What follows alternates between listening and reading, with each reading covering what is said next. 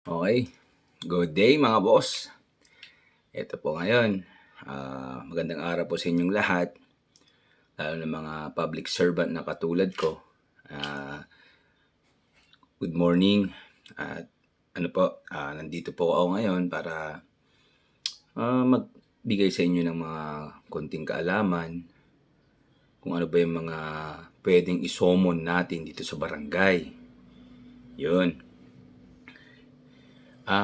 Lahat ba naman ng problema para sa akin sa barangay, especially yung mga away-away, ganon, mga parinigan, ganon. Kasi nga lahat na po ngayon, kahit sa social media, pinapabarangay na rin yun. Mga nababasa sa social media, pinapabarangay na.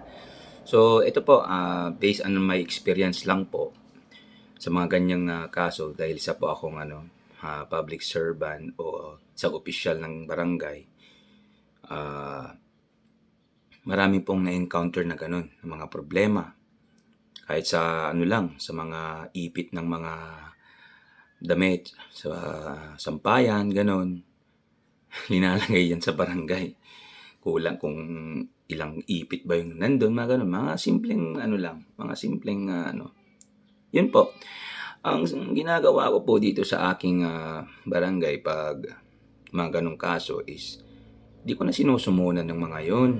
Kasi misunderstanding lang mga yun eh.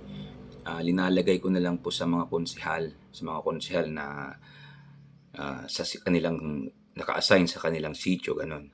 Inibigay ko na lang po sa kanila yun. And then sila na po magse-settle. So, ang mga pwede nating masasabi dito is para po matulungan din natin yung mga tao. Kasi po pag nag-summon ka, syempre magbabayad ka pa, diba? Mga filing fee, ganun. So, para po yung mga ganun lang na klase na na away, chismis, sa na lang, sa sitio na lang nila o kaya sa purok nila na pwede nilang isettle doon. Kasama yung kanilang konsehal or kagawad doon sa sitio na yon. And then pwede rin din akong i-request kung pwede akong makinig doon para maging fair naman yung mga pag-uusapan doon. So ganun. Ganun lang yon. Mga konting-konting away lang. Huwag na nating ipasomon yan. Pwede nang pag-usapan sa sa sitio nyo. Ganun. Pero kung mga about naman yung mga tawag doon, talagang medyo grabe na, nagkasakitan na, yun, meron na disgrasya dahil sa pag-aaway nila, yun. Pwede natin ilagay muna dito sa barangay. Unang-una mayroon tayong tinatawag na lupon. Yun. Yun gagawin ng barangay yun. Pag-uusapan nila yan sa mga lupon, yan. Kung hindi kaya ng lupon, yun. Papasok tayo. Doon tayo mga amicable settlement, ganun. Siyempre may filing fee yun. Talagang doon, parang maging legal yung usapan at naging maayos at ang lahat. Kaya ganun lang po yung mga pwedeng gawin natin. So for example naman, mga lupa naman yun, mga pinag-usapan nila, mga division ng lupa, ganun, kung sino bang may-ari, mas mabuti lang na i-advise natin sa mga lupa na yun, huwag na lang silang magpasumon, na lang ni sila, pag-usapan nila yung sa asesorya ng ating bayan, ganun, para magpaano na lang sila, tawag doon is magpa-measure sila ng kanilang kuhan sila ng mga geodetic engineer, ganun, para itama po yung mga nila. Mahirap kasi yan pag nakikialam tayo sa mga lupa na di naman natin alam kung saan talaga yung boundaries nila. Kaya mag-geodetic engineer na sila para ma-clarify. Kaya mga ganong bagay, di ko na pinapaabot sa aking barangay. Ina-advise ko na lang sila na magpa-measure sila, ganun. Para alam yung talagang measurement or size ng kanilang lupa, ganun. Yun. So, ganun lang po kasimple ang ginagawa ko dito. And then, para sa mga ano naman, utang, especially mga utang, daming yan, daming pinapasumon na utang eh.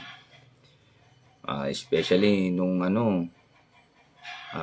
mga utang na di nababayaran, ganun. So, mga lending, yan yung mga lending na nagpapautang, pinapasumon pa, hindi na namin tinitreat yun.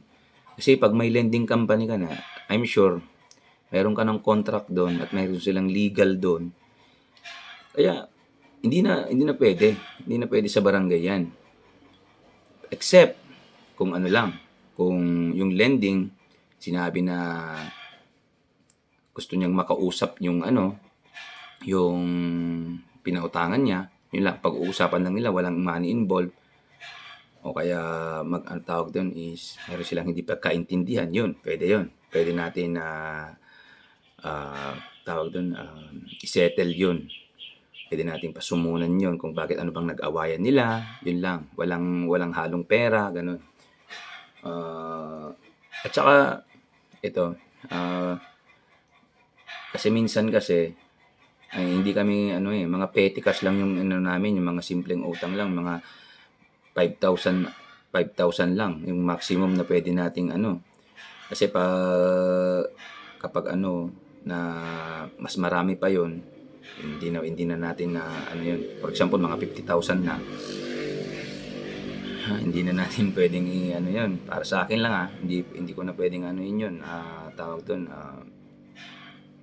i-settle yun. Kasi baka ako pa yung madali dun eh. Parang maging guarantor ako dun eh. Hindi ko na pwedeng ano yun. So, ang ginagawa lang namin yun is yung mga dito sa barangay namin is yung mga ano na,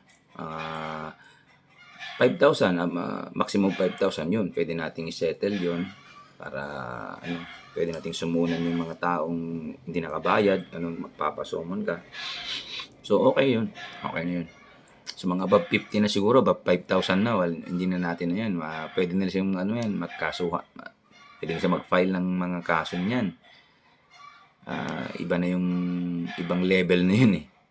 Mga petty cash lang naman yung ano natin dito sa barangay eh. Pwede nating i-settle, parang ganun. So, ganun lang yun.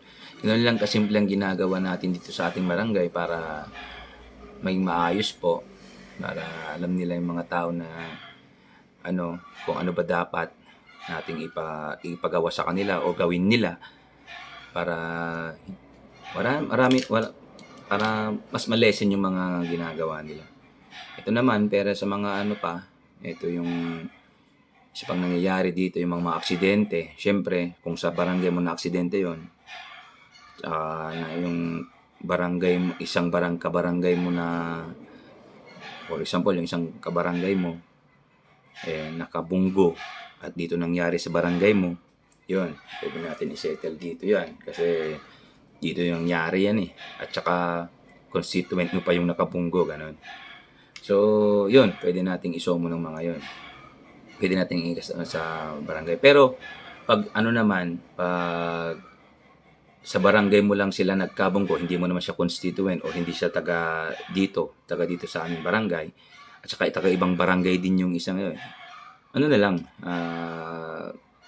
sa kanilang barangay na lang, o sino mang may sala doon or whatsoever, na sino bang may kasalanan doon. Kung sino gustong magpa-settle, yun, sa barangay nila, pwede. Pero hindi na pwede dito sa aking barangay. Sa kanilang barangay na. Yun. Kung wala naman nasira sa aking barangay or properties ng mga kabarangay natin, doon na lang sa kanilang barangay magsisettle, o kahit sino ka sa kanila pwede doon sa kanilang barangay. Ganun lang yun. Ganun yung mga proseso na napakasimple lang. Ganun lang dapat alamin natin. Kasi maraming kasi nagkakamali, nagpapasumon sila dito, hindi naman siya taga rito, ganun. Dito lang naman na aksidente yung tao, ganun.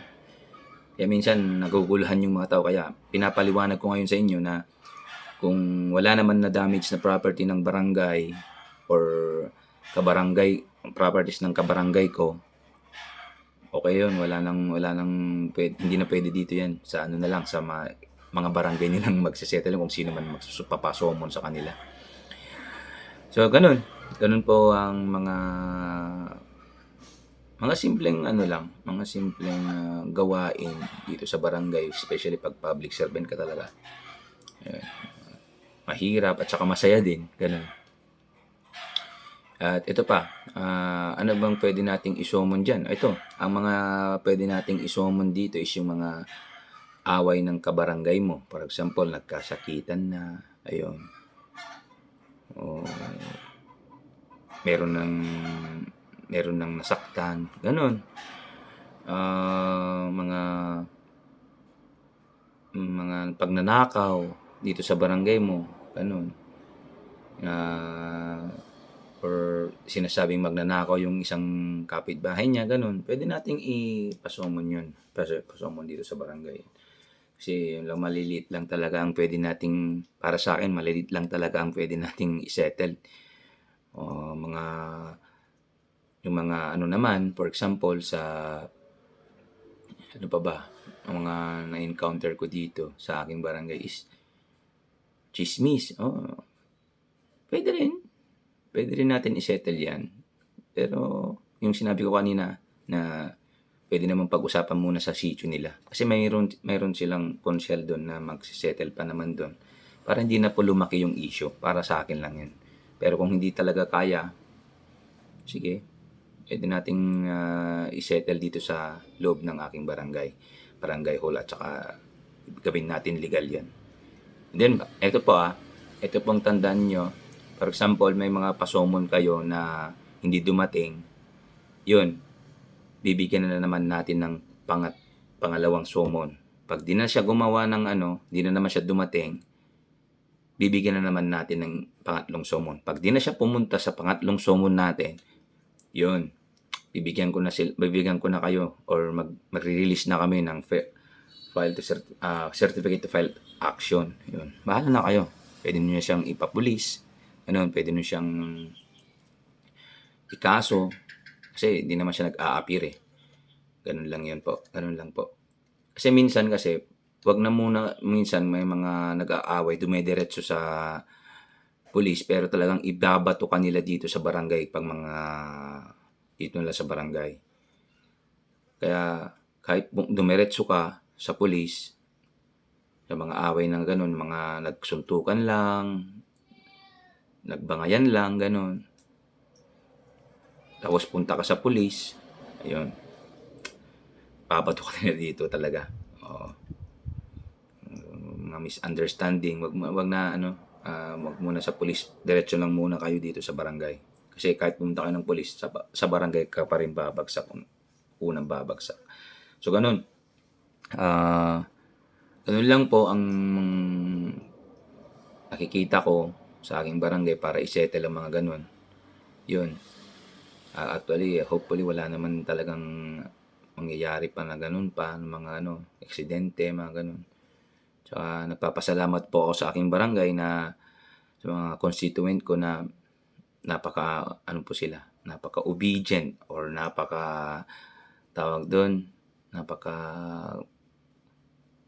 galing na constituent ng aking barangay. Kasi alam nila yung mga hindi pwede at pwede.